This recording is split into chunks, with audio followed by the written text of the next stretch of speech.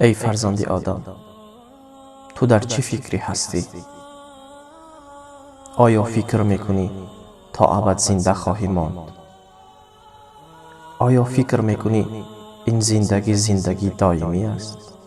خیر، روزی مرگ خواهد آمد و تو را به زندگی ابدی خواهد بود.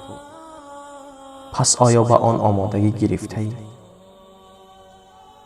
به نظرت تمام امتحانات زندگیت را به خوبی پاسخ دادی و کامیاب هستی؟ نه. از نمازهایی که قضا کردی، از روزه هایی که خوردی، از بی احترامی هایی که کردی، چه پاسخ خواهی داد؟ ای انسان، روزی حساب روزی بسا سختی است.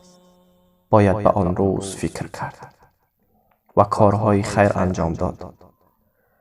میدانید خواست هر انسان بعد از مرگش چیست؟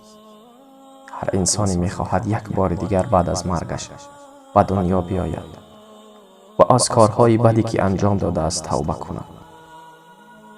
پس امروز من و تو فرصت داریم. پس پیش از اینکه به من و تو نماز خوانده شود، بیایید نمازمان را بخوانیم و توبه کنیم. چون بالای زندگی اعتباری نیست که چه وقتی دست را رها کنیم.